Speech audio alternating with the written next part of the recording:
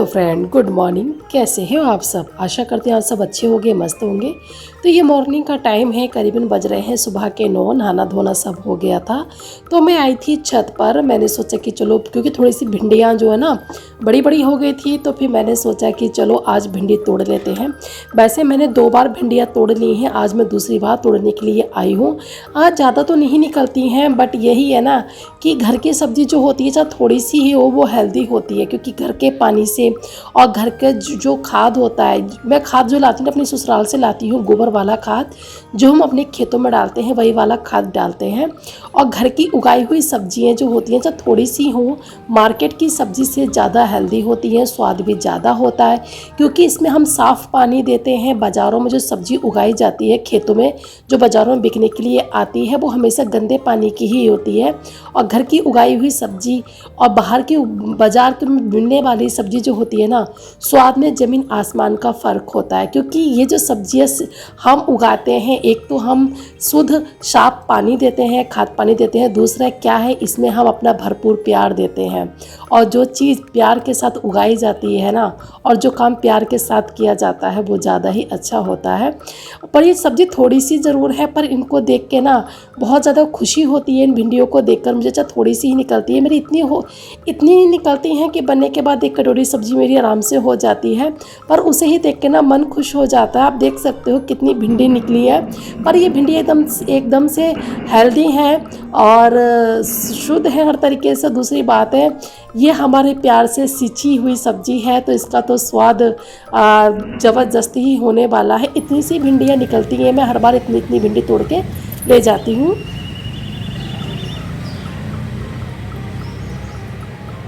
Hello friend, कैसे हैं आप सब? आशा करती हूँ आप सब अच्छे होंगे, मस्त होंगे, मजे में होंगे। तो मैं बबली आप सबका आपके अपने चैनल हिमांश ब्लॉग में तहे दिल से वेलकम करती हूँ। और मैं यहाँ पे आई थी कुछ सब्जियाँ तोड़ने के लिए। थोड़ी बहुत जो भी सब्ज़ी निकली, भिंडी निकली थी, भिंडी मैंने ले ली। बैगन अभी आ रहे हैं छोटे छोटे, तो उनमें भी टाइम लगेगा। तो भिंडी मैंने थोड़ी सी निकली, जितनी निकली मैंने तोड़ दी। तो चलते हैं नीचे।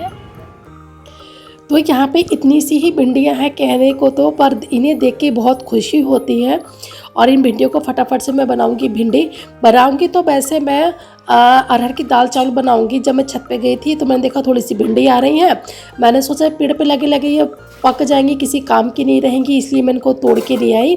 और एक कटोरी सब्ज़ी मेरी आराम से बन गई थी। तो आज है शनिवार, तो मैं इसमें प्याज नहीं डालूंगी, आज मैं टमाटर डाल के बनाऊंगी। भिंडी की सब्ज़ी जो होती है ना, टमाटर डाल के भी बनाओ ना, वो भी बहुत ही ज़्यादा टेस्टी लगती है। तो फटाफट से मैं काट लूँगी भिंडी। और एक भी भिंडी ख़राब नहीं थी, एक भी भिंडी पकी हुई नहीं थी, बिल्कुल फ्रेश थी, कोई कीड़ा नहीं था, कुछ नहीं था। ना तो हम बाज़ार से सब्ज़ी लेकर आते हैं भिंडी की, तो वो ज़्यादातर उनमें कीड़े ही निकलते हैं, पकी हुई निकलती हैं, बेकार निकलती है। इनका कलर भी एकदम से प्योर ग्रीन था और देखने में ही अच्छी लग रही थी। और इतनी सी सब्ज़ी ज़रूर थी, पर इनमें स्वाद इतना था, भरपूर स्वाद था, क्योंकि ये बहुत ही हेल्दी थी। और फटाफट से मैं बना लूँगी। आज पनीर की भुजिया ही बनाऊँगी। वो पनीर की भुजिया नहीं, भिंडी की भुजिया बनाऊँगी मैं, क्योंकि 2 बार मैं बना चुकी हूँ ना पनीर की भुजिया। तो जुबान पे वही है, पनीर की भुजिया, पनीर की भुजिया। हाँ, खाना चाहे, एक बात है, खाना हम जिस मन से बनाते हैं ना, वो मन हमारे खाने में ज़रूर आता है। कहते हैं ना, जैसा खाओगे अन्न वैसा बनेगा मन। पहले की औरतें, आपको पता है, मसाले वगैरह सब कुछ हाथ से सिलबट्टे से पीस के खाना बनाती थी, तो वो खाना कितना स्वाद होता था।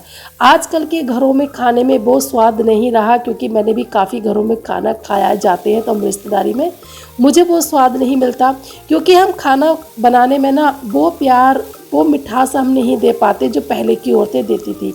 अब तो हम क्या करते हैं, एक फॉर्मेलिटी करते हैं, बस हमें ये लगता है फटाफट से खाना बन जाए। हमें खाना बनाने में फॉर्मेलिटी नहीं करनी चाहिए, क्योंकि इंसान जो है ना, मनुष्य जो है, इतनी हाय तौबा खाना खाने के लिए ही तो करता है। ठीक है, हम इतनी हाय तौबा जो करते हैं पेट भरने के लिए ही तो करते हैं। तो पेट तो कम से कम हमें भरना नहीं है, हमें हेल्दी खाना भी खाना है। तो खाने को जितना हो सके उतने ही प्रेम भाव से बनाना चाहिए। प्रेम भाव से बनाया हुआ खाना जो होता है ना, किसी दवाई से कम नहीं होता है, वो शरीर को लगता है। आपके परिवार वाले जो होते हैं वो हष्ट पुष्ट रहते हैं, उनके सोच विचार जो होते हैं ना अच्छे रहते हैं। जैसे मन से आप खाना बनाओगे वैसा मन उनका भी हो जाता है। तो यहाँ मैं बना रही हूँ दाल। इस तरह से दाल एक बार मैंने अपनी ससुराल में बनाई थी, क्योंकि माता निकल रही थी तो बिना छोके की दाल बनाई थी मैंने। दाल में ही टमाटर, हरी मिर्ची, जो भी मसाले होते हैं दाल में, तो मैं बस हल्दी, लाल मिर्ची पाउडर, हरी मिर्ची, टमाटर और नमक, बस इतना ही डालती हूँ और मैं कुछ नहीं डालती, कोई मसाला इसके अलावा नहीं डालती हूँ। तो दाल मेरी बन रही थी तो मैं यहाँ पर लेकर आई थी पपीता काट के। तो हिमांश बोला मुझे भी खाना है, तो मैंने सोचा कि चला जाओ, हम दोनों ने बैठ के पपीता खाया था। और पपीता जो भी होता है ना, बहुत ही ज़्यादा हेल्दी होता है और इसको खाना भी चाहिए, क्योंकि हमारे पेट के लिए तो बहुत ही ज़्यादा अच्छा होता है पपीता। अपने डाइट प्लान में ज़रूर पपीता रखना चाहिए। फ्रूट तो हो सके तो जितना हो सके उतना खाना चाहिए, क्योंकि फ्रूट जो होता है ना बहुत ही अच्छे होते हैं, हेल्थ के लिए भी अच्छे होते हैं और हमारी स्किन के लिए, हमारे हेयर के लिए और हमें ना बीमारी से लड़ने की क्षमता को भी बढ़ाते हैं। तो इन्हें तो अपने ज़रूर खाना चाहिए। तो ये गेट मैं बंद कर दूँगी, क्योंकि बहुत ही गर्म गर्म हवा आती है यहाँ से, तो इसको तो दोपहर में ज़्यादातर मैं इसको बंद ही रखती हूँ। अब तो कुछ दिनों बाद लूहे चलने लगेंगे, अब तो बिल्कुल भी इस गेट को खोलने का मन नहीं करेगा। तो हिमांश यहाँ बैठा हुआ था तो मैं कर रही थी अपना ये बेड। तो वैसे ठीक ही है, वैसे तो मेरा बेड ये ठीक ही था, फिर भी मैंने सोचा कि एक बार ना मैं इसको ना चादर को झाड़ के एक बार वो बिछा देती, कि हिमांश यहाँ पे खेलता रहता है तो कुछ ना कुछ खाता रहता है वो, तो वो कुछ ना कुछ गिरा ही देता है। तो फिर मैंने सोचा कि एक बार इसको झाड़ के फिर मैंने दोबारा से ये चादर को बिछा दिया था, झाड़ के ही बिछाया था मैंने इसको। तो फटाफट से अपनी जो बेडशीट है इसको चारों तरफ से मैं दबा दूँगी, क्योंकि मेरा बेटा तो इसके चादर को ना इतना कूदता है, इसके ऊपर इतना कूदता है ना कि चादर को अलग कर देता है। तो खाना बन गया था, तो हम खाएंगे खाना। पहले के लोग जो थे ना वो खाना हमेशा ज़मीन पे बैठ के ही खाते थे और ज़मीन पे बैठ के ही खाना खाना चाहिए। वैसे आज की जनरेशन ज़मीन पे बैठ के तो खाना नहीं खाती है, कुछ लोग ना बेड पे बैठ के खाना खाते हैं, जो कि बिल्कुल गलत है। पता है, जहाँ हम सोते हैं उस जगह पर बैठ के, उस बिस्तर पर बैठ के कभी खाना नहीं खाना चाहिए। कहते हैं अगर बिस्तर पर बैठ के खाना खाते हैं ना तो इस तरह से एक अन्न का अपमान होता है। और दूसरी बात पता है क्या होती है, हमारे घर से जो बरकत होती है ना वो भी चली जाती है, हमारे घर में क्लेश बढ़ने लगते हैं। जहाँ जिन घरों में बिस्तर पर बैठ के खाना खाना चाहिए, क्योंकि कपास जो होता है, जो हमारे शरीर की जो गर्मी होती है, जो हम खाना खाते हैं, हमारे लीवर की जो गर्मी होती है ना उसको बाहर नहीं निकलने देता है। क्योंकि अगर खाना खाते टाइम पर लीवर की गर्मी नहीं निकलती है तो हमें बहुत सारे शरीर की बीमारियां होने लगती हैं, पाचन क्रिया की बीमारी होने लगती है, क्योंकि खाना हमें अच्छे से हजम नहीं होता है। और हो सके, पॉसिबल हो सके तो आप ना बिस्तर पर बैठ के खाना बिल्कुल भी मत खाइए। अब टेबल पे बैठ के खा लीजिए और चेयर पे बैठ के खा लीजिए, ज़मीन पे बैठ के खा लीजिए, पर बिस्तर पे बैठ के नहीं खाना चाहिए, क्योंकि बिस्तर तो सोने की जगह होती है, ना कि खाना खाने की।